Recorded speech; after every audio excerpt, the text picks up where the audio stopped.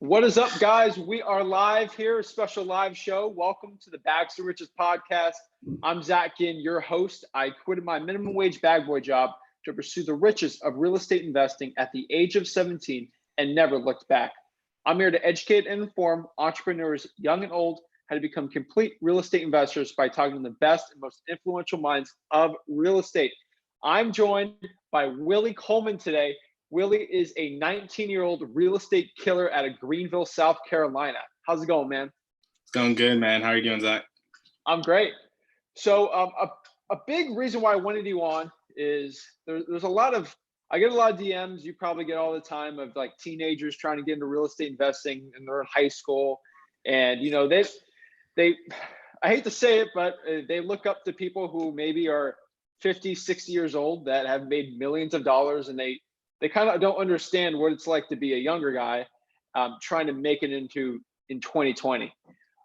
So I wanted to have you on. You're a true killer out here. So let's get this started. I mean, what's your story getting started in real estate? Yeah. So it's funny because like my story is a little similar to yours, right? My parents are in real estate, right? So I've been in real estate for probably about 5.5 years now. And my parents buy and hold and fix and flip, right? So out of Greenville, here in South Carolina, they started probably about 7 years ago, and basically I was the guy to do the demo. Me and my brother would go in the houses, do like just all types of stuff, whatever it took to be able to get the house to the market, right? And obviously, as time progressed, I was like, okay. I've always had the entrepreneur mindset. Like even on their houses, I would say, "Hey, Dad, can I take the cabinets down? Can I take the toilet off and sell it on OfferUp?" Right? So whatever, like kind of I could do to make money and not have to go get an actual job, I was doing it, right? And long story short, when I would also buy like stoves and stuff from like Lowe's, right? So I would literally like go to Lowe's and like negotiate with the manager, get it down a couple $100 and go resell it. And so that's kind of when I started to like understand, like, hey, if you buy something, and there's people want products, right? So that's when I kind of understood, okay, if I can negotiate with somebody, get something low, no matter what it is, I can go find somebody else that wants it more, right? So long story short, I went through that with my parents probably about a year or so. We were doing, demolition and stuff on their houses and all types of things. Heard about wholesaling, started going to RIA meetings at like 14 and a half, 15 years old. And my parents knew about wholesaling, but they didn't kind of know like the principles, because all they would buy from wholesalers, right? So they'd buy from wholesalers, buy off MLS, all types of things. And basically I said, oh, all it is finding a contract and, basically finding somebody that wants it more. I think I could do that, right? Right? That's easy, right? So, basically that's how I kind of got started. I just, understood the concept, heard about cold calling, went on YouTube University. Took me 4.5 months, was calling thousands and thousands of people, and finally got somebody and did our first deal and made $16,000 and haven't really looked back since. Cool. How weird is it, being a YouTube University student, I would say, going back and looking at the YouTube, and now you're sort of teaching people the ways that you got started too. Is that weird?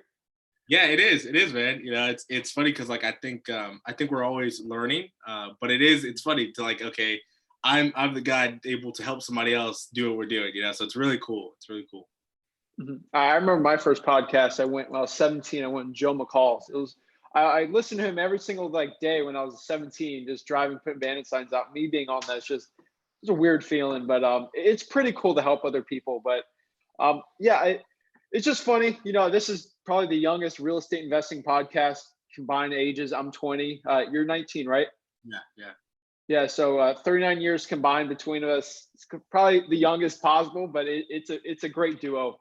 So starting now on your business. So are you with your parents now, or are you completely separate? So I pretty much when I started separate, right? So I actually started an LLC with my brother because at the time I was 15, I couldn't sign contracts. So I just signed that LLC with my brother. I said, hey, if you sign the contract, I'll do all the work. So I'm still, on my own technically, but now what we do is we do creative deals subject to owner finance, and we're flipping, right? So I do partnerships with my parents, but on the wholesale side, I'm running that side. Mhm. And do you have a team or is this all solo? Yeah, so it's funny you say do you have a team because that answer kind of changes every time somebody asks me. We went through 15 team members last year. So now we're down to 3 full-time VAs. So we have 2 cold callers and we have a leads manager. And then we have myself. I handle, of course, day-to-day operations. I did have an acquisitions guy, but he decided, hey, I want to do it on my own. So basically, we're a team of 4. And I guess we'll get into that part later. But yeah, so we're a team of 4, and we're going pretty strong. Yeah. So Rick probably had 4 or 5 acquisitions guys. The last one, he's probably watching this. Honestly, I don't really care. He was with us for about a year or 2. I was like 15, 16. He didn't really. He saw me starting to come up, and I kind of replaced him. And but he said he could do it on himself. He started on his own, about 3 wholesales on private money. And let's say after a year, this was before coronavirus, he's out of business now, and he's a realtor. So it just acquisitions guys wanting to think they can do it all. I mean, they understand the acquisitions part but when it comes to marketing, they get killed. But yeah, and I think that's the key. I think a lot of people they see, oh my God, I did all this, you only give me X%. It's like, no, you did all this, but you did your role, right? There's so much more behind it: the marketing, the dispo, the transaction coordination. And as we see, not to wish them bad, but typically the guys you're hiring aren't going to be able to do it all because it's hard, right? So but it's interesting when people do that. So I know what you mean. Yeah. So let's say you get a smoking hot lead from a cold caller right now. Like, who's going on the appointment? Well, so none of us are doing in-person appointments. I don't think we've done an in-person appointment in probably 2.5 months. So our process now is we're doing Zoom appointments, right? So I handle that because it's pretty easy, like 30 minutes to an hour with each seller. I'm on the call.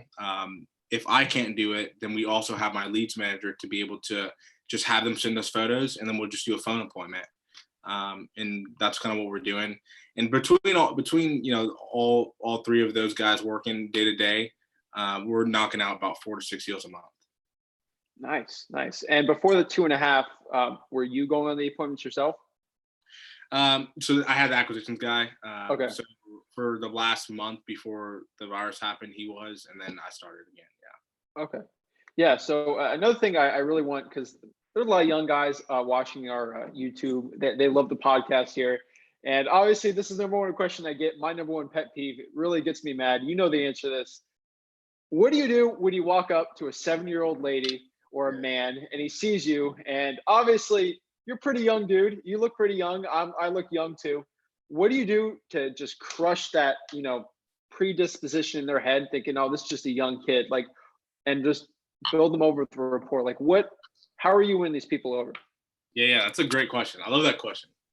So people ask me the same question all the time, and it's one of those things where I tell them, I say, look, I understand that fear, but the reality is all you need to do is know what you're talking about, right? The reality is when you go in front of these sellers, all they want to know is, can you solve my problem? Yeah, they're thinking in the back of their head, yeah, this guy's pretty young, he probably can't help me, blah, blah. But when you go in there and say, look, Mr. Seller, we can do this, or the other. This is what we do. This is how we've done it in the past. Age really doesn't matter in this business, right? And to be honest, these days we're doing things so virtual, they don't even know, right? So, as long as we go in there and we say, look, this is what we did on Main Street, we can do it for you too, right? And that's all they care about. So, I'm dealing with motivated sellers. Of course, I'm sure in the retail world it may be a little different, but yeah, man, that's kind of how I've been able to do what I've done, is just knowing what I'm talking about. And when I don't, at least I learn from it. And either way, we try to find a solution, and that's all they care about. Mm-hmm. Yeah, it's the knowledge base and really just understanding things. The number one thing I do with dismissive person is I just ask questions about the property that a young dude wouldn't know. Just like I pull permits, I check things like, hey, I saw the permit was on 2012 on this roof. Like, it looks a little older, and they understand it. It works really well for me. But it's the number one thing I get. People are scared. They're like, I'm just going to do all virtual. I'm too young for this. But it's funny. Yeah. But going back to where you're at, you're doing something pretty tough that I've had a struggle cracking in the past is having cold callers as VAs. So can you explain how you're doing that? And like for example, like what country are they out of right now? So we have the two callers are in Mexico. So they're bilingual, which is awesome. And then we have my leads manager. She's in the Philippines, and she handles RVMs and texting. So she's getting on the phone as well. But I think, the reality is with cold calling, it's just a matter of making sure you have people that are actually listening. Yes, these callers have accents slightly, but if they're actually listening and being very clear with the sellers, they don't really mind it, Mhm. Yeah, I've been seeing a huge shift in cold callers from the Philippines the past couple of years till now it's Central America. I know Scott Oots and like Max Maxwell, they went together, they created Lead Gen Pros, and they're like, we're done with the Philippines. And they went all in on Central America. Carlos Reyes moved all of his guys out of the Philippines. And it's just, I'm seeing a big shift because the Philippines has this number one problem, which is the internet and roosters. Yeah. And it's literally killed so many deals for me. But so how much are you paying your guys then? So they get 8.25 an hour. That's pretty good. Yeah, and then my leads manager is she gets bonuses for each deal we close, and then I believe she's at 6.25 an hour. Okay. And so six deals. So what's your average wholesale deal? So our average here in South Carolina is about 18,000. That's pretty good. And you said you were doing sub two deals, things like that. I mean, when did you get into creative finance? Because that's something pretty rare for a lot of young guys. It It seems like is. more of a like I've been doing this 10, 15 years. I can start getting into that. I've mastered wholesaling. Yeah. So I think a lot of times, whether you're young, old, whatever age you are, when you're first in the business, people are very scared of creative deals, right? Mhm. But the thing we realized is like the first year I was at it, again, it's like, oh, can I get all in at 70%? Minus repairs, blah, blah, blah, this, that, the other. And it's like I would literally pass up on deals and not be able to help folks because it didn't fit the wholesale bracket, right? So as soon as I kind of heard about it, right, again, good old YouTube University, saw a subject to video. I was like, that's interesting. Then I saw a video on how to do creative notes and mortgages with sellers and seller finance and this, that, the other. And I said, this is something that we need to implement. And yes, you need to understand how to basically inform the seller of how it will work. And the other piece of the puzzle is understanding is build. People think that they have to know every intricate detail of it, right? Which Mhm. yes, you need to understand the process, but you don't need to know exactly how it needs to be done legally, right? You need to Mhm. find people on your team, right? Whether you're in a attorney closed state or a title closed state, and find a title company that understands, hey, how do you actually do a subject to transaction the right way, right? What paperwork do you use? How do you, do power of attorney? How do you do all these things to make sure you're doing it legally right and you're making sure it's done, that you're doing it right, right? So, my thing is understanding, yes, you need to understand the process, but when it comes to the intricate details of how to actually perform the closing, the title company or the attorney is going to do it anyway. And, if you can't find one of those people, network, right? Reach out to people that are doing it, right? Guys like Pace Morby, guys like Tony Robbins Sr., right? All these people that are doing it, you say, hey, look, what do I need to know? What paperwork do I need to use? Reach out to them. They have courses. They have all these things that will get it for you.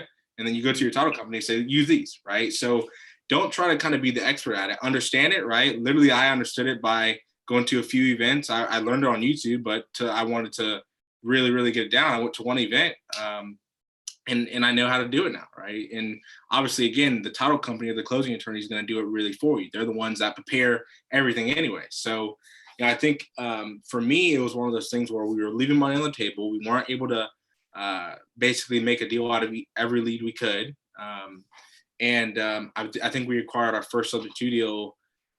I want to say it was about a year ago, around this time in the spring. So, I just think that since then, I think we have done 3 subject to deals and probably 4 or 5, creative deals where, the seller carries a note.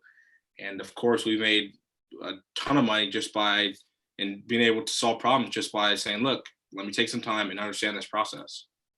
Yeah. I mean, so with the sub twos, I mean, the biggest problem I see a lot of people having is getting the money for it because they're used to wholesale and, they spend the 500 bucks a month in marketing and that's all. So do you have private money for those 3 sub two deals you got? I do. So on one of the deals, we're actually flipping, right? So it's just a flip, but we Okay. said, "Look, there's financing on the property. We could have just paid everything off, but why do it when there's a mortgage, right? And then we could Yeah. subject to it. So I raise private money all the time. We typically pay 8 to 10%, and the private money, we actually gave money to the seller. So this deal, I think was the mortgage balance was about $50,000. The seller wanted 20,000 at closing. I think we agreed to give her just that amount. We're putting about 20 in the property, and we'll sell it for 170. Right. So obviously, we could have paid off the mortgage with those numbers, but there's no reason, and we didn't have to raise private money. We can use that lender's money for another deal. Right. So Mhm. there's the other one. We just simply took over the mortgage, and the seller didn't need any cash, and it was like a $10,000 rehab. So we just did that ourselves. So you don't always need a ton of money to do these deals if the seller doesn't need money at closing and it's not an extensive deal. So for example, if you're wholesaling, if you don't have the private money at the time, use your own money, from your wholesale deals and put it into actual property. Yeah. I mean, we're buying sub two deals like crazy right now. It's actually a pretty funny story. So last year, it's my second year in wholesaling. I'm like, you know what? I'm moving out. I'm going. I can get my own place. Got plenty of money. And then I learned about like sub twos. I'm like, screw that. Because I just looked at like trying to like 20% down payment. I'm like, I'm just going to take over sub two. So we got some good deals, but they were kind of in the hood, the sub twos we got. So I'm still waiting. But I got a couple ones. So I'm going to move into a sub two soon. But Nice. that's the most exciting part I found about subject twos. But It's are amazing. you in a judicial or non-judicial state? Non-traditional. Okay. So you guys need to understand that in your state, it's completely different. You can do a performance deed or not. Florida's a little crazy. That's why we do a lot of lease options by us. But the rent to own guys it's a lot easier for us. But so do you do a lot of lease options? So no, I haven't done any lease options yet. Every time we buy a property, I'll put a little sign out there, rent to own, just to build that buyers list up. So I have all these people saying, "Hey, I got 5 to put down, this, that, the other," and so we have a kind of a broad buyers list, but we haven't closed any lease option deals yet now. Mhm. Yeah, I mean the biggest shift. So 3 years ago, rent to own signs were like big because I was a big bandit sign dude, and Facebook ads have just completely changed the game for us finding a rent to own guy. But uh, let's get started with bandit signs because it holds a special place in my heart. That's how I got my first couple deals, in high school, just with bandit signs, and I didn't have much money, and I women of prayer over there. But so, what's your story with bandit signs? So I actually haven't done a ton of bandit signs to tell you. We like I said, every time we buy a property, I'll put a sign out, and that surprisingly has gotten us leads at the property. Just saying we buy houses. It's not Mhm. necessarily a bandit sign because you own the property. But bandit signs. I've thought about doing in the past, but to be honest, I started with cold calling, right? So I said, look, this is working. Don't change it up too much. So more or less, we put signs out on properties, but not the traditional sense of street corners and stuff like that. Mhm. And just to go off of cold calling, because I've cold called my fair share. So when you were starting out, what were your hours cold calling? Like, what did it take to get your first couple deals with that? Yeah, so I want to say for 4 months straight, I did every day around. I would do from like 11:30 to 1, and then I would start back at 5 to 8. So that was Wow. kind of like my sweet spot. My thought process is, hey, people are on lunch, and then after that, it's like technically dinner time, but people are off work. So it's like, let me hit them then. So now we're cold calling all day from 11 to 8. But that's kind of what I started off with 4 months. And I think I called uh, 7,000 people roughly, or 7,000 numbers. Mhm. And after that, that's what it took to get my first deal. Obviously, a ton of leads and going on appointments and saying God knows what to people, and not really, being able to, understand the process and just throwing out numbers and, again, not really knowing what exactly I'm doing, not running comps correctly. But again, after 4 months, eventually got the right property and got the right buyer and got it sold. Mhm. And starting out, obviously, you are I wouldn't call it protege, but you were under the mentorship of the great and powerful Steve Trang. Right. How much of an influence was he on, you creating a team? Because he's Mr. Team. Like he went on my podcast. He runs like 1% of all deals in Phoenix go through him. He's got like teams galore. But like what was his mentorship to you starting out? So yeah, that's a great question. And a lot of people, I get that question a lot actually. So Steve and I actually didn't meet till I want to say a Max Maxwell event. We live, what was it? We live 19 or no, we live 18. So this was March, yeah, and we met there, and I actually went on the show a few months later. But long story short is that was after like I think 2 years after I was already in the business. So he wasn't necessarily like the guy that like, okay, this is what you do now, Willie. This is how you build your team. But again, after we met, then that's when we kind of started to connect and stuff. But again, Steve, I mean, I've been to his disruptor. He does a disruptor workshop, and regarding negotiating and building a team, things this side the other. I mean, there's so many resources. Of course, that's a workshop that you have to go to learn everything from. But from negotiating to, like I said, building a team is insanely valuable. And even our whole sales process has changed, right? When I had the acquisitions guy on, I basically said, look, this is what I learned. This is what you're going to do. And I think we had closed 10 or 12 deals with that guy within, what was it, 7 or 8 months he was on our team. So obviously pretty good for somebody that's brand new and doesn't know anything about real estate. So again, Steve's guidance has been amazing, and definitely I don't know if people are aware of his podcast. It's called Real Estate Disruptors, but insanely valuable. I recommend it. Yeah, he's a great guy. That guy can blow my mind. Just the teams that he can do, but he does a million things. But yeah, so now let's go to now, because coronavirus has definitely changed everything. I've obviously have done a shift in more land deals and creative. And so what shift have you really done in the past almost 3 months now, right? Yeah. In your business? So yeah, for us, the number one shift is on our flips and our wholesaling side. So on our flips, we do a lot of just FaceTiming with contractors, right? We sub everything out, right? When I say we, this is what I partner with on my parents' side, right? So, basically, we will buy materials offline, right? We'll do a lot of online shopping for tile to vinyl siding to whatever we need. It'll be online. And just FaceTime for contractors. Hey, where do you want this switch, that switch, whatever. On the wholesale side, it's kind of interesting because we're only on this market of South Carolina, and obviously we can go on every appointment, but a lot of homeowners are uncomfortable, or obviously for our own safety, we have been doing a lot of phone calls and Zoom. So basically, the process is, if it's a lead through cold calling, the caller will say, hey, let me get you over to my boss, Willie. He's the guy that can basically help you out with everything going on. Would you be open to doing a video chat or a phone appointment? And you can basically show him the property, and from there, you guys can talk numbers and potentially work something out for you. And then from there, it's just added to my calendar. I see who I'm talking to today. Like for example, today I had three random sellers, and sometimes I'll either do a phone appointment or a Zoom, and I'll just call them up. So that's kind of been the biggest shift. Again, just figuring out ways to do virtual, and it's worked out pretty well so far. Mm-hmm. And so what are you doing extra? Because you obviously can't bring a guy there. And I know obviously going on the appointment's a lot easier. So what are you doing extra on these phone appointments to really close the deal?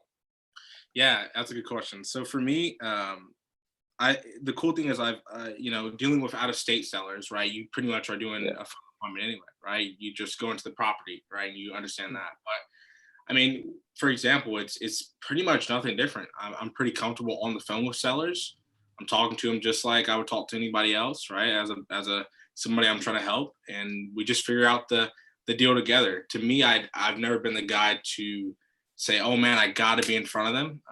I feel like I have been able to close deals with the phone before, so pretty much it's just really understanding what they want, how we can help them, And yeah, we can't, touch them. We can't shake their hand, but, they all understand why. We understand why. So it's kind of an adjustment for everybody, which is kind of interesting.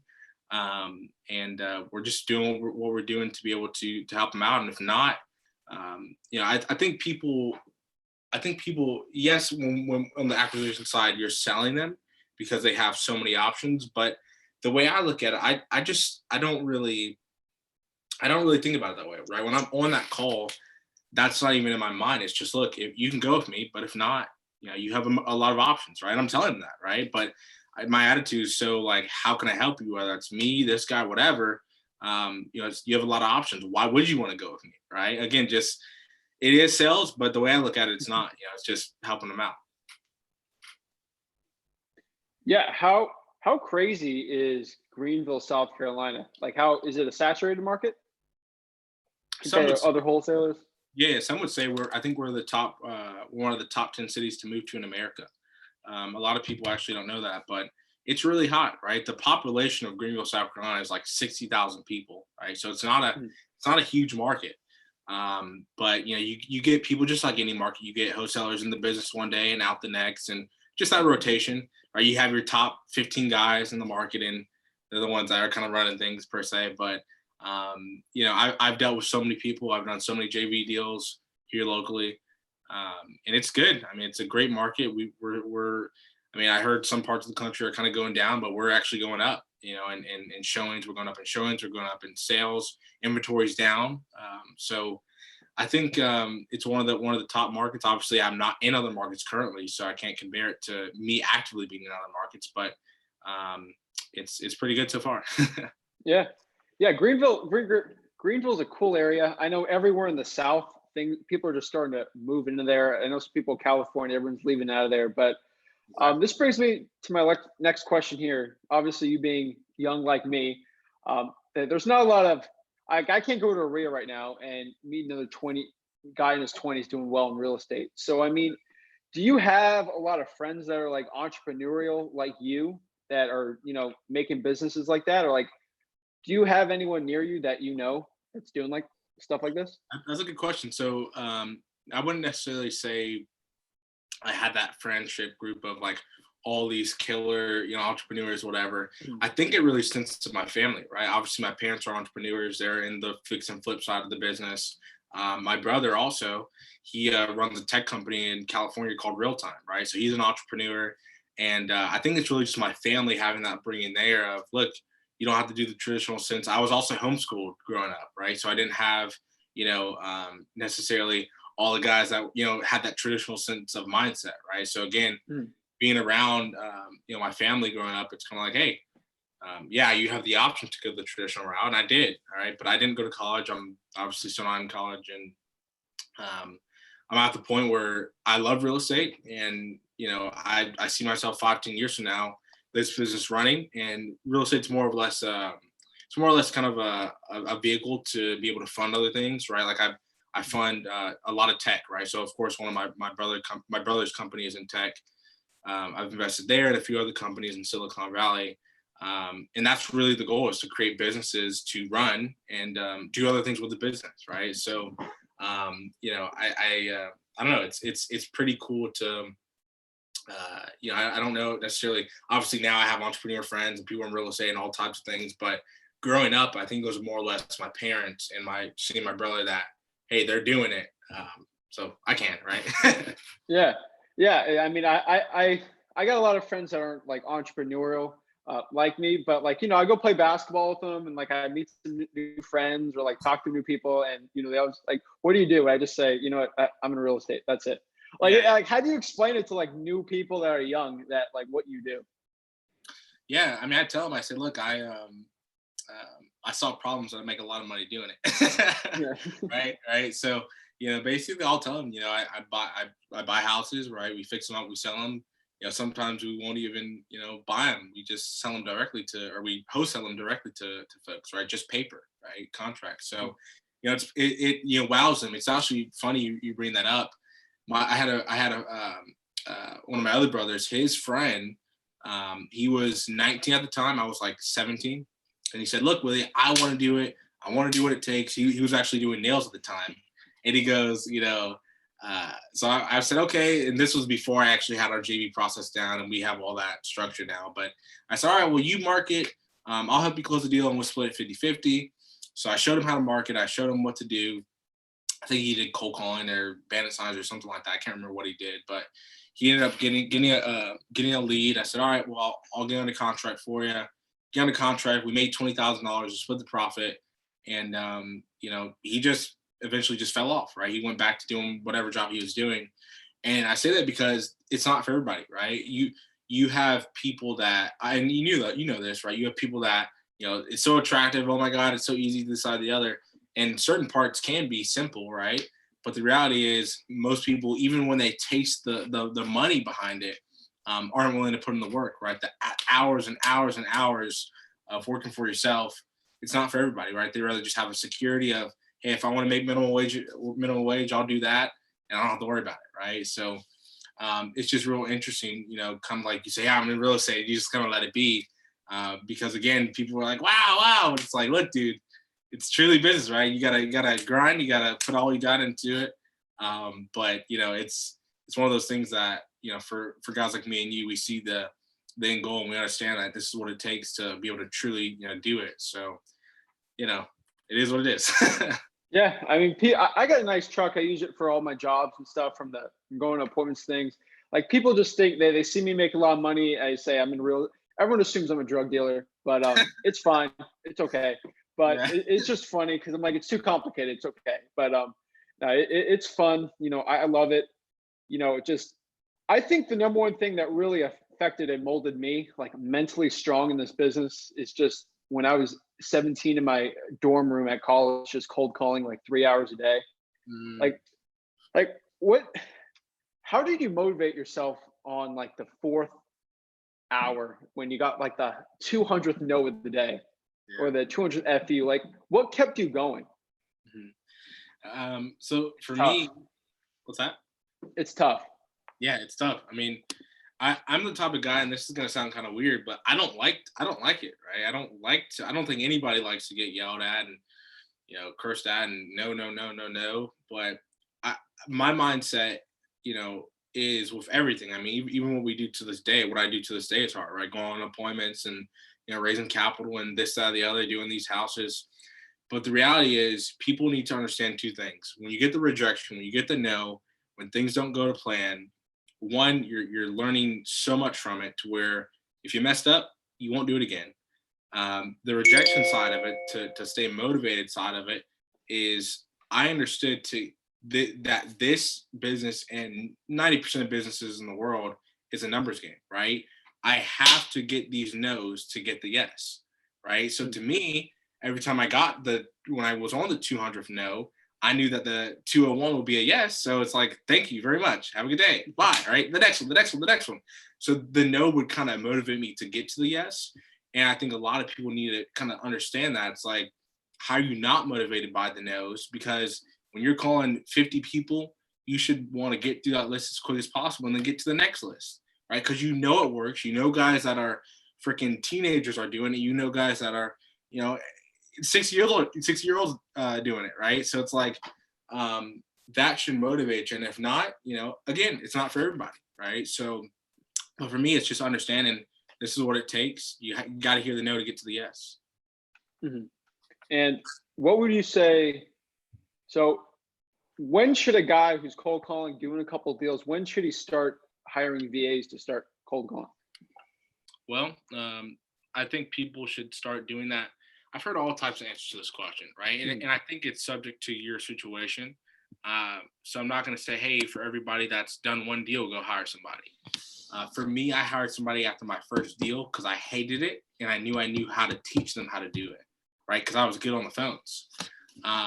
But people should understand the situation, understand kind of who you're going to hire, right? So if you're going to hire a virtual assistant that doesn't require much capital, then I recommend having somebody on your team, if they're good, for at least 90 days, right? To have that compact of hey, I'm getting business, they're building up my pipeline. Because cold calling is not just you calling, you get the yes. There's a lot of follow-up behind it, right? I think we call between two of our guys, we call 1,600 people a day, right? But we're only doing 4 to 6 deals a month, right? So Yeah. it's not one of these things that, hey, I'm gonna hire him, and if it doesn't work out, fire him, whatever. It's you have to be consistent. And same thing with that side, right? So if you have X amount of dollars sitting in the bank, and you say, look, I can afford this guy for the next 3 months if he's actually producing leads, then go ahead. If you know how to teach him, hire him, right? Or guy, girl, whatever. If you're in a situation where you have somebody that says, hey man, I will work for you, I will do whatever it takes, whatever you need me to do, and they just want to learn, and you have nothing in the bank, well, that's a cool opportunity too, right? If you know what you're doing, bring them on, right? I'm not saying if you don't know anything, don't let the blind lead the blind, but it depends on the situation. It depends on where the person's at.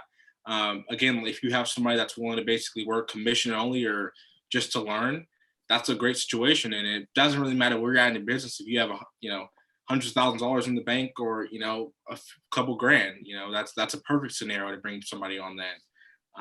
It just really depends on where you're at. But I think the number one thing is understanding, look, you have to be consistent with this person.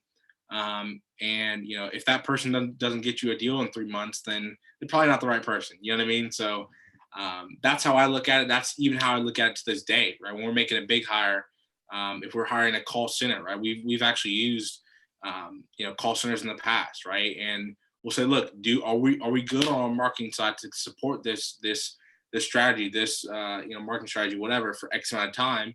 And if it's a yes, and we believe in them, we believe in ourselves to make sure that they have everything they can have, that we can succeed, then we hire them, right? That's really what we look at when we're hiring somebody. Mm-hmm. Would you say a great real estate wholesaler is born or made? Definitely, there's definitely both out there. I think more or less it is made, because I definitely wasn't born. Yeah. You're a great wholesaler. Oh, yeah. I mean, the way you talk is different than what the average 19-year-old. The way I think I speak is different when it comes to real estate. Is when I was 17, when I first started, I was a completely different person. I feel like being in this real estate, I would say, game, it's really matured you as a business person, and it's a million business schools. It's just in a short period of time, just going on appointments, cold calling like that. I mean, did you have a lot of just limiting beliefs when you started out?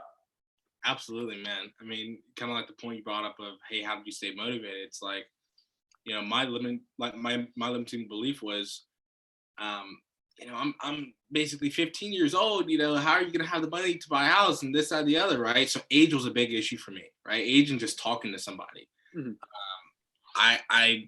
That was a hurdle for me, right? But after just doing it over and over and over and getting that muscle, that muscle of confidence, quite frankly, of saying, look, it doesn't matter, just do it and see what happens. What do you really have to lose here? And just did it and kind of got over it, So I think that was the biggest issue for me, is just that confidence of talking to these sellers, talking to these grown folks that who knows, what they're going to think of me. But eventually, like I said, I just learned my stuff, and I just did it over and over. I sharpened my muscle, and started to fade away, that oh my God, mindset. Mm-hmm. And you're obviously growing and growing and growing. And it's just funny because I talk to so many different people in real estate. It's just, most people tell me, like, why are you trying to build such a great empire? Like, why do you just keep going, going, going? They're like, my wife, my kids, my parents, I mean, what's your motivational, like, why? Because you're not married. I don't think, do you have any kids? No. No, you don't know kids. So like what's really like pushing you when you wake up in the morning just to just go? Yeah, that's a great question. I mean, I think people say why. I'm just like, why not? Why would I not take advantage of the opportunity? Why I can't, right? I believe real estate will always be around. Do I believe we'll always have an average of $18,000 on our assignment fees? We made an assignment fee of 50, 60 grand before, right? And those opportunities won't always be around in the same way that we're doing it right now, right? There's always a shift, right? There's been a shift in the past few months. There's been a shift. There'll be shifts, right? So the thing is, it's like, if I know how to do it, if I know how to make hundreds of thousands of dollars in wholesaling, how could I possibly stop, right? like I told you before, I don't necessarily love this business. It's not something that, it's exciting, right? When you're being able to get a deal, when you're able to get the contract, when you close escrow, whatever. But it's not something I'm just like, oh my God, I'm so passionate about. I'm really excited about like technology and the tech business. And again, just being able to, right now, I'm kind of just building up a business to figure out kind of what I want to do, right? Do I want to just have, funds to invest in other people and make their dreams come true? Or is it that, I want to, start my own tech company one day? I don't know. But the thing is, it's like I have the opportunity. I've put so many hours and so much money and so many things into this, into this business. It's like,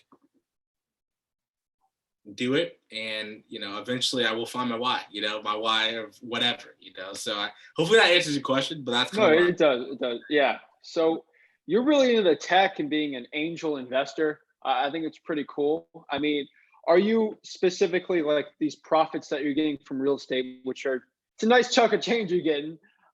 So are you putting all that money into just different tech companies? yeah. So I mean, obviously I'm reinvesting my money in real estate, right? So I'm not just Hmm. saying like everything comes out of real estate, but so obviously I've bought properties with the funds we make on wholesale deals. I've JV'd on other people, with other people on deals and stuff like that. But yeah, I mean, I invested 30-40 grand into real time, right? Companies like that. And basically the goal is to, again, not necessarily um, not necessarily just invest everything into tech, because there's other companies as well, right? Eventually that I have some ideas that I want to work on. But it's just one of those things that since the opportunity in tech, like if you look at guys that invested in companies like Uber, right? People that put 5 grand in that, right? Just, have cash out for millions of dollars, right? So, it's one of those things that tech is the industry to hit that billionaire status and to be able to, truly become a billionaire a lot quicker than just with real estate. That doesn't make sense not to kind of have that balance there. And I just, invest kind of a portion of my revenue through, different avenues for sure. Mhm. Are they all like small startups, or are they like NASDAQ stocks too? Yeah, no, just small startups, the people that I can actually have a conversation with, understand their business, something that I get. I've invested in about three other companies, or three angel investments so far. So nothing crazy. I haven't done anything, with big companies. Just kind of people that I like can meet with the actual founder, understand the vision, and kind of go from there. Have any of them blown up? Quote. Um, the, well, so the definition of blown up, I guess, can kind of be a little subjective, but Mhm. I haven't sold anything yet, so I'll leave it there. Nice, nice, nice, cool. So, yeah, that's great. So this leads me to some of the other questions wrapping up here. Let's ask a question here from someone. So Julian asks, where do you find the contracts you need to start wholesaling? That's a good question. I think, Comment your questions below, guys. yeah. Zach, do you want to? I personally have received contracts from mentorships and stuff like that. Mm. There's so many contracts on the internet. You can contact your local title company. You can ask them for one. They can give you one, or you pay for one there. There's some on Facebook groups. When I started, I think I just got one off Facebook group. Not saying that's what you Yeah. should. But there's many ways to find. One is just go on a Facebook group and you can see one there. But if you want to do it legally right, maybe consult an attorney. I'm not an attorney, so I don't know how you want to do that. But there's a lot of ways you can find one. Yeah. So I always put a disclosure on mine. Like, I'm not an attorney, CPA, anything. Like, don't take my advice. This is for educational purposes. But basically, guys, when you got a motivated seller, the only thing that could kill this deal is if you bring like a 30-page CPA like legal contract agreement. You can sign this on a napkin, guys, for a wholesale deal. Like the contract doesn't mean much unless you got deposits, things like that. Because obviously, like sellers, you can give them a sign a contract, and if they don't want to sell at the closing table, they ain't gonna sell just because they have a contract. So the contracts, you need it, but just don't get too complicated on it. On my side, I mean, we send contracts all the time, but make sure it's just the easy one pager, unless the lady's an attorney. But yeah, so what contract are you using for your business? We use a simple contract. It's 2 pages. Buyer sells, or yeah, seller sells and buyer buys. One of the things that I think is important to have, that people should have in there. Again, I'm not an attorney, but I think it's important for somebody to understand the contract. Obviously, if it's 2 pager, just read through it before you show it to the seller. I personally put on our agreements with sellers that, look, obviously you want to let them know that I think people kind of, like you said, real estate contracts mean something, but if the seller doesn't want to sell and they back out at the last minute, yeah, you can sue, you do this or the other, but there's not much it means to it. But for me, obviously, I do put on there that we have access to the property prior to closing. I put on all the things that matters to when it comes to if we're wholesaling the property. So again, consult with people if you're not comfortable, but we're real simple, just 2 pages, nothing long. Because like you said, if you go on there with a realtor's contract or anything crazy that's multiple pages, it's just too many things in question or something that you're not even familiar with, and you can be setting yourself up for failure. So definitely get something simple that makes sense for you. Mhm. And so this is I guess it's a personal question. This is just for a lot of young people watching, because I think a lot of people don't get good guidance from their parents. Not everyone's parents are like yours or maybe mine. They're in the 9 to 5 job, and they're just stuck in that world, I would say. And you got people 16, 17, they graduated high school, and they want to know if they should start real estate, should they go to college? Like, what's your opinion on that? Yeah. I mean, again, you got to look at yourself and say, look, who am I, right? Am I the guy that's sometimes people don't know who they are, right? Hmm. And I think people need to try things to figure that out. So the question is, look, do you want to just go jump into 4 years of educating yourself at a college to find yourself, or do you want to do something that, like real estate, something that you can do right now? You can literally go on YouTube, say, how do I contact people via cold line? How do I pull a list and do it right now? Or do you want to wait 4 years, right? It's all about time for me, right? Can I compact this time into, a couple months, or do I want to, for example, am I going to go to college and then figure it out, or, will I figure it out while I'm in college, right? Why, just understand if you're looking at real estate, the pro is there's very little money to figure it out. If you're good at it, there's only a plus side to it. And if you're bad at it, you'll figure it out, fairly quickly. Or if you feel like it's not something you want to do, you'll figure it out really quickly, I should say, right? So I obviously I'm not gonna say, one answer for everybody. Obviously everybody's situation is different, so take it with a grain of salt. But the way I looked at it is that very reason. I knew I didn't want the traditional sense. I didn't want to go get education just to work for somebody. I knew I wanted to make my own decisions and be my own boss per se. And everything that happens to me, I control it. So, for me, whatever business, whether it's real estate or anything, just look at yourself and say, look, what do I want? And can I go get it? So, yeah. Mhm. Yeah. So last two questions here. So first of all, you make modestly, you make a pretty good amount of money in this business, and I would say, just from seeing you on social media, things like that, you aren't this flashy dude. Like, look at me with this big ego. I've seen a lot of younger real estate investors do that make less. I mean, how do you keep your basically your ego in check? Because most teenagers, just like me, I was 17. I was literally in high school, and I made 100 grand in a year. And just most kids, they want to flaunt it off and just go crazy. Like, how did you stop yourself from doing that? Yeah, man. I think for me, I personally have never been the guy to be motivated by it. I Mhm. mean, every now and then, like, people will see this, that, or the other. They'll see you closing a deal or whatever. And I personally like to be honest, I don't post a lot on social media to begin with. Mhm. But when I do post, I attempt to post something that is of value, or just something that I'm doing throughout my day. Because I don't think if I show a car, if I show, this huge check and stuff like that, what's it gonna do for that person? Is it going to provide value? Right. So for me, I'm not the guy, like you said, I'm not flashy. I don't need to show anything, right? Doesn't help me in any way. Not necessarily. You don't need to see everything I do and everything I make and stuff like that. It's not needed. I don't have any courses. I don't have any things like that. I'm not the guy that's trying to sell you by showing you my X and this, that, or the other. So, every now and then I will post, if we got a flip going or this, that, or the other, just to kind of share something. And people will ask me questions and I've gotten deals from it, right? I've been able to help people get deals, right? That's, when I do post, that's kind of the thought process behind it, right?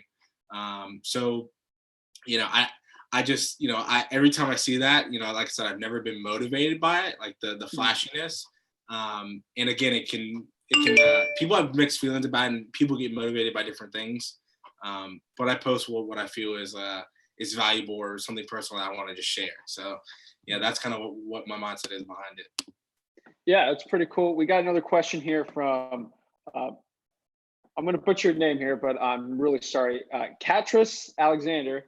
Her son is 15 and he flips phones, which it's quite a grind. I'm going to be honest. Check out Scott Oots. That's what he's done like before he got into real estate. But he's trying to learn the in and outs of the industry. And this brings us to our last question here. So speaking of him, if you're 15 years old again, what would you do to become the next Willie Coleman?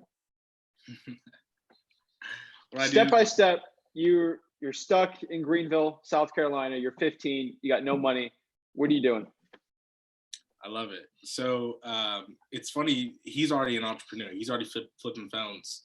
I think that the reality is, if he's already doing that, he can flip anything. He's buying them and he's selling them, right? So Willie Coleman is nobody that's special. I'm doing the same thing he's doing. My product's just real estate, and I get a bigger check for it. So more zeros. Yeah, exactly, right? So if he's watching this, just tell him, say, look, dude, do you want to keep flipping phones, or do you want to try this real estate thing, right?